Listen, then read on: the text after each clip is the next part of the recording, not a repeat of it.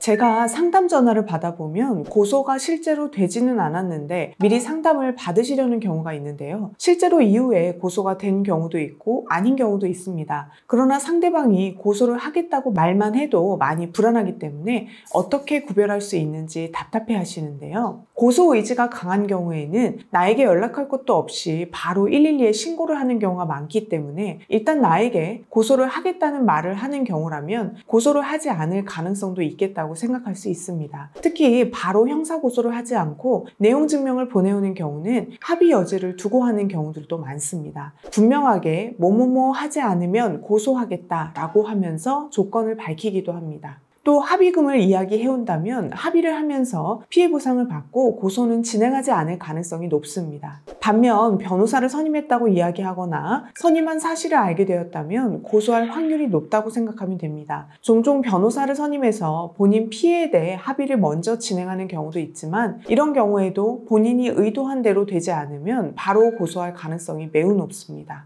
또 죄명을 언급하거나 증거를 이야기하는 경우에는 이미 이 사람이 고소를 염두에 두고 리서치를 많이 했거나 변호사와 상담을 했거나 변호사를 선임한 경우일 확률이 높아서 이런 경우에도 고소를 할 가능성이 높다고 생각할 수 있습니다.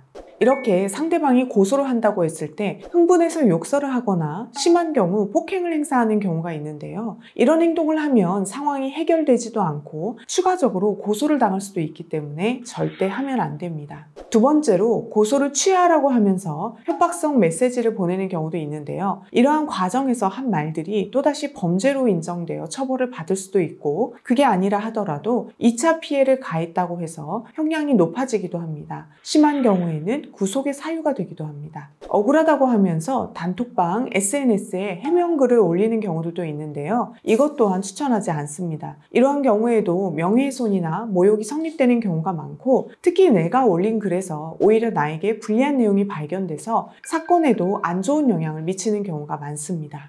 고소장을 접수하면 담당 수사관이 배정되고 먼저 고소인 조사를 합니다. 이후에 피고소인에 대한 조사가 이루어지는데 조사를 받기 전에 반드시 고소장에 대한 정보공개 청구를 해서 고소장 내용을 확인하고 조사 과정에서 어떻게 진술할지 미리 정리해서 조사를 받아야 합니다. 이러한 조서는 작성이 되어 기록에 편철이 되면 수정하기가 어렵기 때문에 정확하게 잘 해야 합니다. 정확하지 않은 것은 정확하지 않다고 말해야 하고 추측에 의해 진술하면 절대 안 됩니다. 또한 객관적인 증거들도 미리 정리해서 확인하고 나가서 진술해야 합니다. 이후 경찰에서 무혐의라고 판단을 하면 불송치를 하고 혐의가 있다고 인정되면 검찰로 송치를 하게 됩니다. 경찰에서 불송치를 한 경우에도 고소인이 이의 신청을 하면 검찰로 사건이 송치되고 요즘에는 검사가 보완 수사를 하도록 지시하는 경우가 많습니다. 그리고 이 과정에서 담당 수사관의 의견도 혐의가 있다고 변경되는 경우들도 있습니다.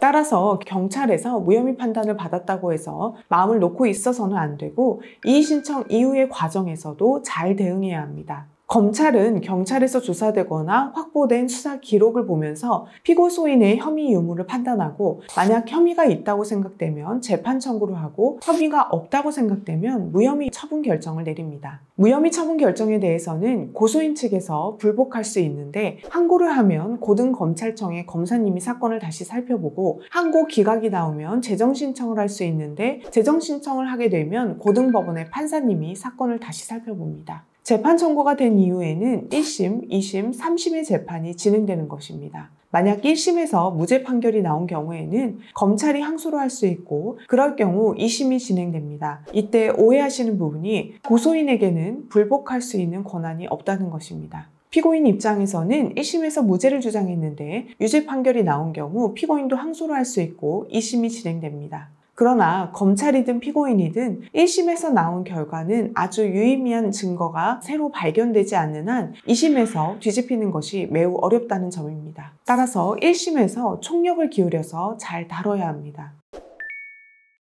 먼저 성범죄 사건의 경우입니다. 성범죄 사건은 진술이 매우 중요한 사건이고 초기부터 어떻게 진술하느냐가 특히 중요합니다. 따라서 변호사를 선임해서 이 사건에서 앞으로 어떻게 진술할지에 대해 도움을 받아 진술을 하고 객관적인 증거도 빠른 시일 내에 확보해야 억울하게 처벌받지 않습니다. 두 번째로 상대방이 변호사를 선임한 경우입니다. 상대방이 변호사를 선임했다면 내가 억울한 상황인데도 상대방이 변호인의 조력을 받아 원하는 결과를 얻으려고 하는 경우가 대다수이기 때문에 이런 경우에는 나 또한 변호사를 선임해서 잘 대응해야 합니다. 조사를 받을 때에도 조력을 받아야 하고 이후 의견서에도 객관적인 증거에 따라 사실관계를 일목요연하게 잘 정리해서 제출해야 하고 상대방 변호사가 주장하는 내용들에 대해서도 어떤 점이 쟁점인지 파악해서 잘 대응해야 하기 때문입니다. 세 번째로 유죄를 인정하고 있지만 중환죄여서 꼭 상대방과 합의를 해야 하는 경우에도 변호사를 선임해야 합니다. 중환죄의 경우에는 피해자 측과 직접 연락하지 못하도록 하는 경우가 많고 합의 진행 과정에서 피해자 측이 과도한 손해배상을 요구해 올 경우 이에 대해 변호사가 적당한 금액선을 설명하고 제시해서 합리적인 범위 내에서 합의가 이루어지도록 할 수 있습니다.